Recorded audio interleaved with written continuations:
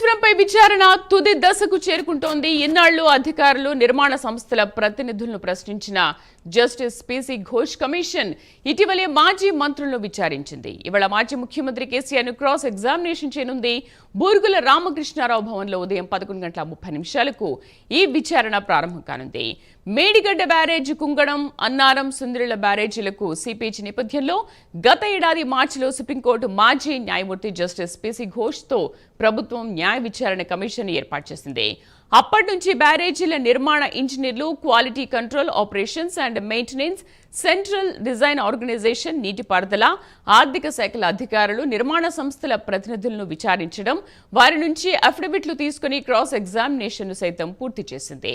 ఈ నెల 6న ఆర్థిక శాఖ మాజీ మంత్రి ఈటెల రాజేందర్, 9న నీటిపారుదల శాఖ మాజీ మంత్రి హరీష్ రావు విచారణకు హాజరయ్యారు. ఇప్పటివరకు మీడియా కమిషన్లోని ఇంజనీర్ల సమక్షంలోనే విచారణ జరిగింది. నేడు కేసీఆర్ విషయంలో ఇదే పద్ధతిని అనుసరిస్తారా, లేక కేవలం కమిషన్ అధికారుల వరకే పరిమితమై ఇన్ కెమెరా విచారణ, క్రాస్ ఎగ్జామినేషన్ చేస్తారా అన్నది చూడాల్సి ఉంది.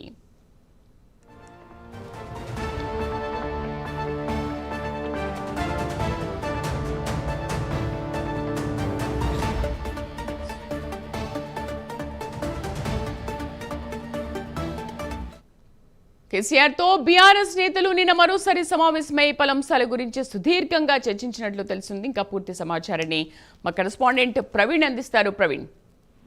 శ్రీదేవి, అయితే చూసుకుంటే కాళేశ్వరం విచారణ కొనసాగుతూ ఉంది. అయితే గత వారం రోజుల క్రితమే ఈటల రాజేందర్ ని విచారించిన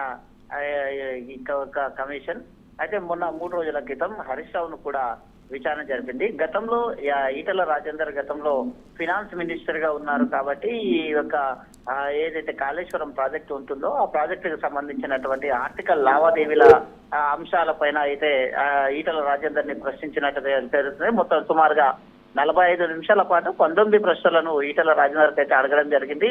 ఈటల రాజేందర్ కు దానికి సంబంధించినటువంటి ఒక కమిషన్ అప్పుడు ఈ యొక్క ప్రాజెక్టు నిర్మాణంలో ఉన్నప్పుడు ఒక కమిటీని కూడా ఏర్పాటు చేయడం జరిగింది. అయితే కాళేశ్వరం కమిటీ లోపల అయితే ఈ యొక్క హరీష్ రావు చైర్మన్ గా ఉన్నారు, ఈటల రాజేందర్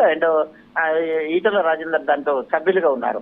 అయితే మొత్తం టోటల్ గా చూసుకుంటే ఈ వ్యవహారంలో మొత్తం టోటల్ గా అయితే ఇది మొత్తం ఒక నీటిపారుదల శాఖకు సంబంధించి, ఇరిగేషన్ శాఖకు సంబంధించిన ఇది అంటూ చెప్పుకుని వచ్చిన నేపథ్యంలో అయితే తనకేం తెలియదంటూ కూడా చెప్పుకుని వచ్చేసి ఇరిగేషన్ శాఖకు సంబంధించింది, ఇది ఫినాన్స్ డిపార్ట్మెంట్ కు సంబంధం ఉండదు అంటూ కూడా ఈటల రాజేందర్ చెప్పుకున్న నేపథ్యంలో అయితే 9వ తేదీన హరీష్ రావు యొక్క విచారణ కీలకంగా మారింది. హరీష్ రావుకు కూడా మొత్తం టోటల్గా సుమారుగా 40 నిమిషాల నుండి గంట పాటుగా హరీష్ రావును విచారించిన నేపథ్యంలో హరీష్ రావుని కూడా 19 నుంచి 20 ప్రశ్నలు అడగడం జరిగింది.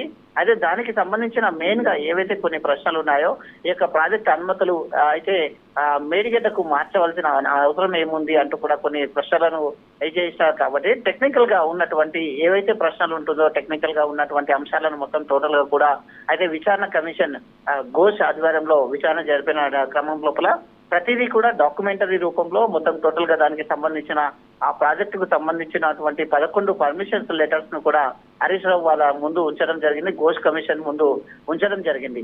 ఈ నేపథ్యంలో ఇదంతా చూసుకుంటే ఈ రోజు 11వ తేదీ మాజీ సీఎం కేసీఆర్ కూడా హాజరవ్వాల్సి ఉంది. కాబట్టి అయితే నేరుగా ఎర్రవల్లి ఫామ్ హౌస్ నుండి నేరుగా విచారణకు హాజరవుతారు. మొత్తం టోటల్ గా విచారణకు హాజరవుతానని బీఆర్ఎస్ వర్గాలు కూడా చెప్తూ ఉన్నాయి. కాబట్టి కేసీఆర్ 11:20 అయితే ఈ యొక్క విచారణకు హాజరు కానున్న నేపథ్యంలో అయితే హరీష్ రావు విచారణ ముగిసిన తర్వాత కేసీఆర్ తోని ఫామ్ హౌస్ కి వెళ్ళేసి కేసీఆర్ తో అయితే చర్చలు అయితే జరిపారు. అయితే కేసీఆర్ కూడా తనని అయితే చర్చలో భాగంగా అయితే క్వశ్చన్స్ ఏ విధంగా ఉన్నాయి, ప్రాజెక్ట్ కు సంబంధించిన ఏ క్వశ్చన్స్ అడిగారు, దానికి ఎలాంటి ఆన్సర్స్ చేశారంటూ కూడా అయితే అడగడం జరిగింది. దానికి సంబంధించినటువంటి అధికారులు ఎవరైతే ఉంటున్నారో అధికారులకు కూడా అయితే సమాచారం తెలుసుకోవడం జరిగింది.